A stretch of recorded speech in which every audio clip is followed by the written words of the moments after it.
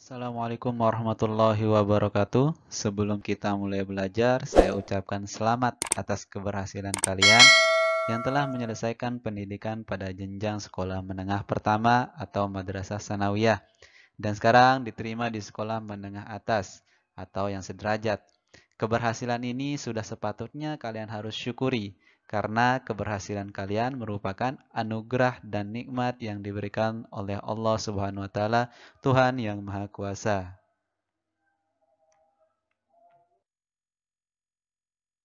Di video pelajaran ini kita akan membahas materi tentang sistem pembagian kekuasaan negara Republik Indonesia dengan materi inti yaitu macam-macam kekuasaan negara dan konsep pembagian kekuasaan di Indonesia. Adapun materi kedudukan dan fungsi Kementerian Negara Republik Indonesia dan lembaga pemerintahan non-kementerian serta nilai-nilai Pancasila dalam penyelenggaraan pemerintahan akan kita bahas di video selanjutnya. Jadi ikuti terus channel ini.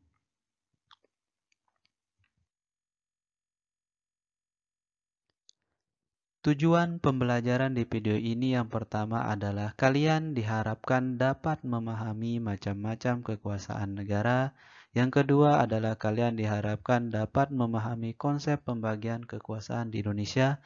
Dan yang ketiga, kalian diharapkan dapat mengidentifikasi tugas dan wewenang setiap lembaga negara berdasarkan Undang-Undang Dasar Negara Republik Indonesia tahun 1945. Coba kalian perhatikan gambar ini. Siapakah mereka?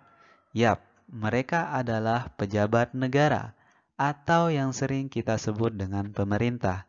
Pemerintah merupakan salah satu unsur konstitutif bagi berdirinya sebuah negara, selain dari adanya rakyat dan wilayah. Pemerintah bertugas menyelenggarakan pemerintahan negara atau mengelola kekuasaan negara untuk mencapai cita-cita dan tujuan negara. Pemerintah juga mempunyai kewenangan untuk mengatur rakyat dan menjaga keutuhan wilayah negara semata-mata untuk kemakmuran rakyat. Bagaimana? Tentu kalian sudah memiliki gambaran kan tentang pemerintah? Oke, untuk lebih jelasnya, yuk kita bahas.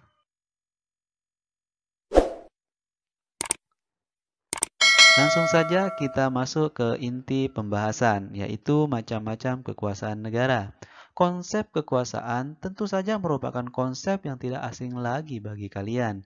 Dalam kehidupan sehari-hari, konsep ini sering sekali diperbincangkan, baik dalam obrolan di masyarakat maupun dalam berita di media cetak ataupun elektronik. Lalu, apa sih sebenarnya kekuasaan itu? Secara sederhana, kekuasaan dapat diartikan sebagai kemampuan seseorang untuk memengaruhi orang lain supaya melakukan tindakan-tindakan yang dikehendaki atau diperintahkannya. Sebagai contoh, ketika kalian sedang asyik menonton televisi, tiba-tiba saja orang tua kalian menyuruh kalian untuk belajar. Kemudian, kalian mematikan televisi dan mulai untuk belajar. Contoh lain dalam kehidupan di sekolah, kalian datang ke sekolah tidak boleh terlambat. Apabila terlambat, tentu saja kalian akan mendapatkan teguran dari guru kalian. Contoh di lingkungan masyarakat, ada ketentuan setiap tamu yang tinggal di wilayah itu lebih dari 24 jam wajib lapor kepada ketua RT ataupun RW. Artinya, setiap tamu yang datang dan tinggal lebih dari 24 jam harus lapor kepada yang berwenang. Nah, contoh-contoh tersebut menggambarkan perwujudan dari kekuasaan yang dimiliki oleh seseorang atau lembaga.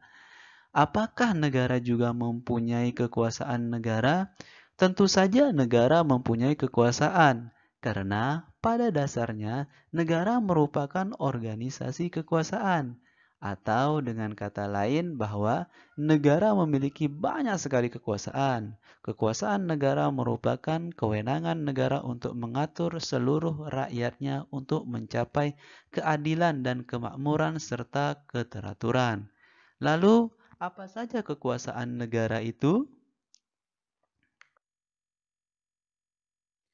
Menurut John Locke, Kekuasaan negara itu dapat dibagi menjadi 3 macam, yaitu legislatif, eksekutif, dan federatif.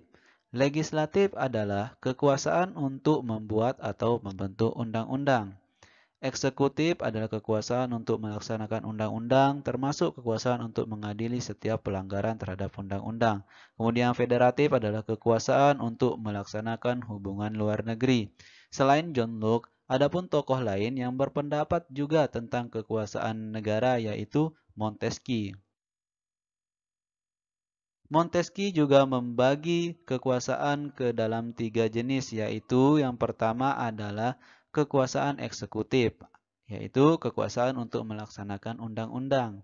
Kemudian kekuasaan legislatif, yaitu kekuasaan untuk membentuk atau membuat undang-undang.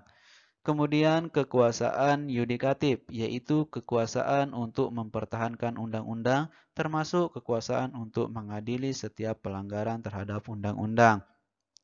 Pendapat yang dikemukakan oleh Montesquieu ini merupakan penyempurnaan dari pendapat John Locke. Kekuasaan federatif oleh Montesquieu dimasukkan ke dalam kekuasaan eksekutif. Fungsi mengadili dijadikan kekuasaan yang berdiri sendiri.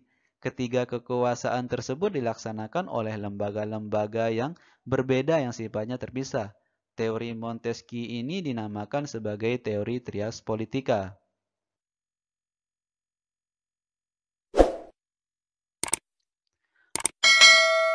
Lalu, bagaimana konsep pembagian kekuasaan yang dianut di negara Indonesia? Mekanisme pembagian kekuasaan di Indonesia telah diatur sepenuhnya di dalam Undang-Undang Dasar Negara Republik Indonesia tahun 1945, di mana penerapan pembagian kekuasaan di Indonesia terdiri atas 2 bagian, yaitu pembagian kekuasaan secara horizontal dan pembagian kekuasaan secara vertikal. Bagaimana maksudnya? Yuk simak terus videonya sampai selesai. Pembagian kekuasaan secara horizontal adalah pembagian kekuasaan menurut fungsi lembaga-lembaga tertentu, seperti legislatif, eksekutif, dan yudikatif. Berdasarkan Undang-Undang Dasar Negara Republik Indonesia tahun 1945, secara horizontal, pembagian kekuasaan negara dilakukan pada tingkatan pemerintahan pusat dan pemerintahan daerah. Pembagian kekuasaan pada tingkatan pemerintahan pusat berlangsung antara lembaga-lembaga negara yang sederajat. Pembagian kekuasaan pada tingkat pemerintahan pusat mengalami pergeseran setelah terjadinya perubahan Undang-Undang Dasar Negara Republik Indonesia tahun 1945. Pergeseran yang dimaksudkan adalah pergeseran klasifikasi kekuasaan negara, yang umumnya terdiri atas 3 jenis kekuasaan, yaitu legislatif, eksekutif, dan yudikatif, kini menjadi 6 kekuasaan negara, yaitu yang pertama adalah MPR yang memegang kekuasaan konstitutif, yaitu kekuasaan untuk mengubah dan menetapkan undang-undang dasar. Kemudian DPR memegang kekuasaan legislatif, yaitu kekuasaan untuk membentuk undang-undang. Kemudian Presiden memegang kekuasaan eksekutif, yaitu kekuasaan untuk menjalankan undang-undang dan pemerintahan negara. Kemudian MA dan MK memegang kekuasaan yudikatif, yaitu kekuasaan untuk menegakkan hukum dan keadilan. BPK memegang kekuasaan eksaminatif, yaitu kekuasaan untuk pemeriksaan pengelolaan dan tanggung jawab keuangan negara. Dan Bank Indonesia memegang kekuasaan moneter, yaitu kekuasaan untuk mengatur dan menjaga kelancaran sistem pembayaran, serta memelihara nilai kestabilan rupiah.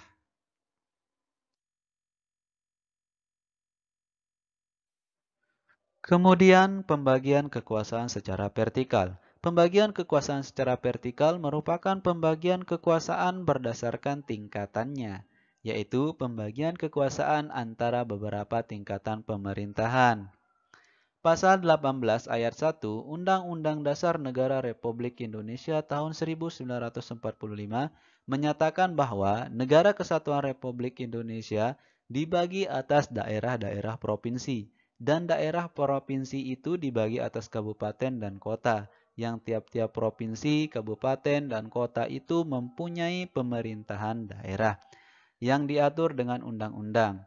Berdasarkan ketentuan tersebut, pembagian kekuasaan secara vertikal di negara Indonesia berlangsung antara pemerintahan pusat dan pemerintahan daerah atau pemerintahan provinsi dan pemerintahan kabupaten kota.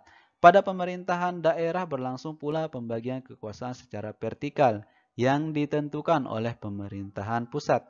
Hubungan antara pemerintahan provinsi dan pemerintahan kabupaten dan kota terjalin dengan koordinasi, pembinaan, dan pengawasan oleh pemerintah pusat dalam bidang administrasi dan kewilayahan. Pembagian kekuasaan secara vertikal muncul sebagai konsekuensi dari diterapkannya asas desentralisasi di Negara Kesatuan Republik Indonesia.